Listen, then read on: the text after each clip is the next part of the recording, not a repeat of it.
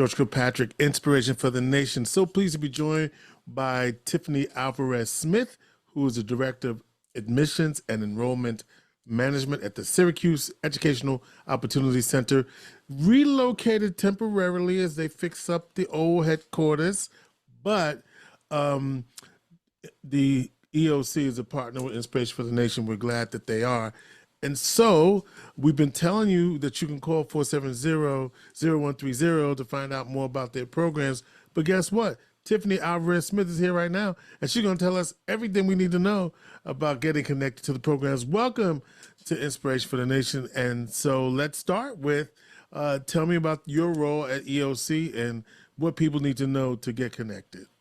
Sure. Well, thank you so much for having me and for giving us the opportunity to talk about the Syracuse EOC. We have so much going on right now and so excited. We are in the midst of admissions and enrollment for our fall term, which classes are starting on September the 9th for this fall term. We have lots of opportunities going. If you are someone who would like to get your high school equivalency, thinking about the GED test, we have classes for prep for that. We have college preparation classes happening. If you are someone who is not a native English speaker, we have ESOL classes going on. And then also, if you're looking to get into the workforce, we have vocational training, medical billing and coding, medical secretary, and construction classes going on, particularly for folks who are interested in getting on the I-81 project. Now that's pretty interesting, right? And so what are the eligibility requirements to participate in EOC programs? Yes, so you have to be a New York State resident, and there's lots of ways to prove residency, and there's no time requirement, so just that you live here now.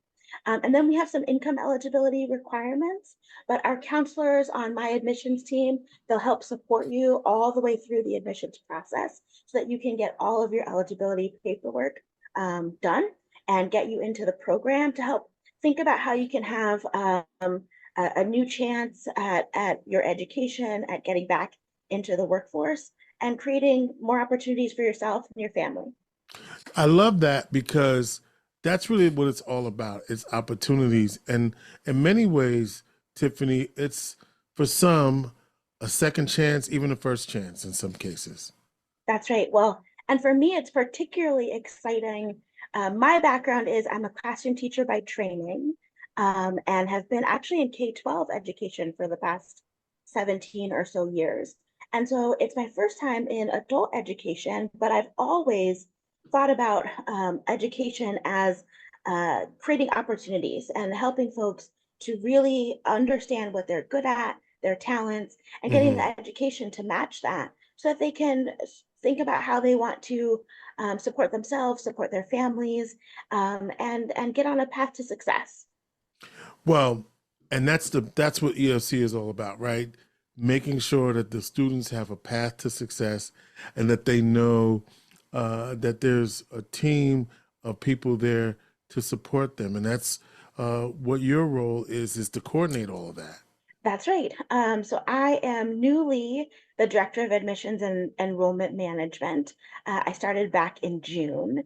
And so on my team, we support the process for students from recruitment when they first are interested with us to admissions, getting them all the way through their program, graduation, and then getting a job, which is a long process. But on my team, the student success counselors, they will be with you all along the way to make sure that you are successful, that you're in the right program, and that you're able to get a job after your education with us.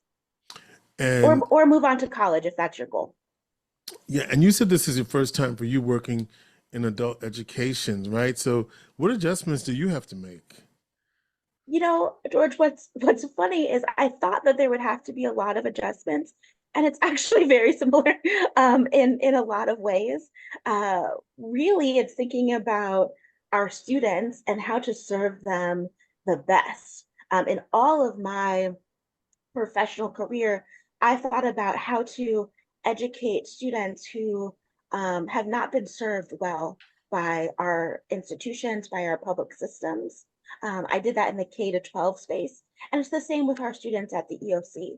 They're folks who perhaps were not served as well as they could have been through their K-12 education, or perhaps something in their life has um, made it so that they need another shot, either at getting back to work, at learning English because they're new arrivals to the country.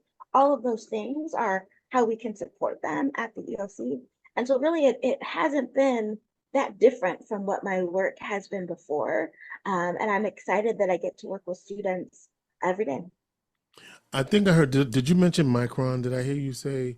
Yeah, so we have folks thinking about how to get involved in Micron, both in the construction of the buildings and then also working there. So we have some manufacturing courses coming up here in the fall and in our spring semester in the new year to think about, how is it that you can make all of the things that they're going to be making at Micron and really put yourself on a new career path. Thinking about adult learners and and students who might feel intimidated about returning to school, speak to that. Yes.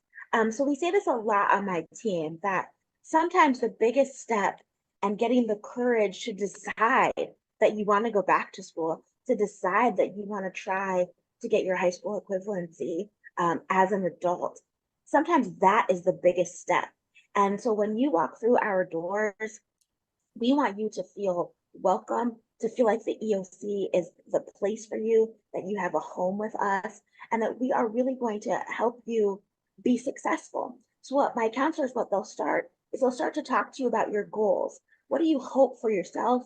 What do you hope for your families? And they'll put together an action plan about what is going to be your course of action and your timeline to be successful, whether it's to get your GED and then maybe to think about college or to do the construction program and get your OSHA so that you can go and get on one of the projects on I-81.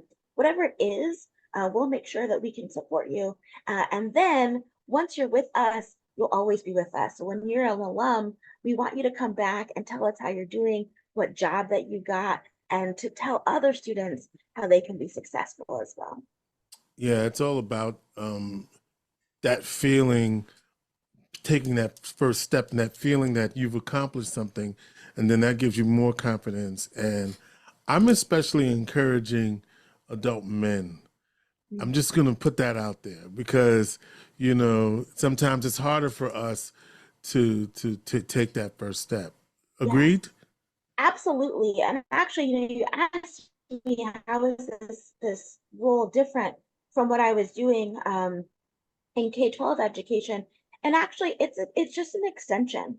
I've been as an educator for almost 20 years, and there are a lot of folks that unfortunately our system hasn't served in those 20 years. And now they're Mm-hmm. coming back as adults to the EOC and Mm-hmm. trying to think about, hey, I want to do it this time. I'm at a different place in my life and I have more support or I have just more encouragement as an adult. So for me, it's really an extension of the work that I've done with young people, now with adult ed.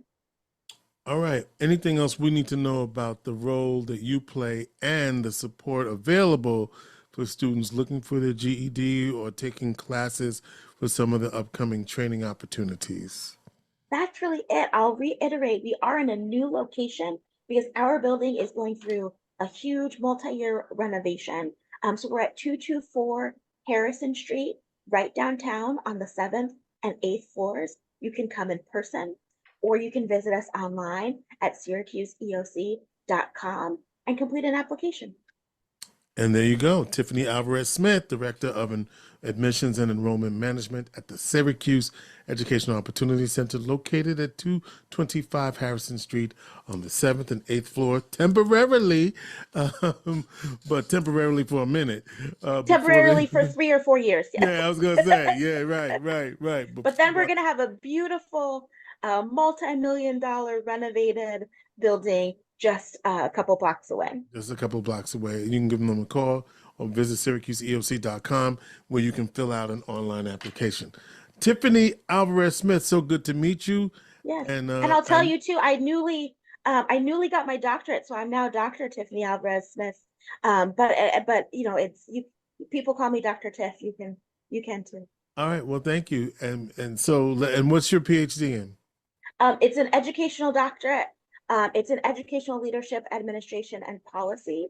And my dissertation, I researched how folks can work together better in their departments, both at the education sector, but in all sectors. And no disrespect, they didn't tell me she was Dr. Tiffany Alvarez Smith. So don't hate on me. No, That's no, it's fine. They probably just forgot, but you know, I like to get it in there when I can. Listen, we got you. No disrespect. Dr. Tiffany Alvarez Smith, who I is the appreciate director you, Mr. of Kilpatrick. I appreciate you.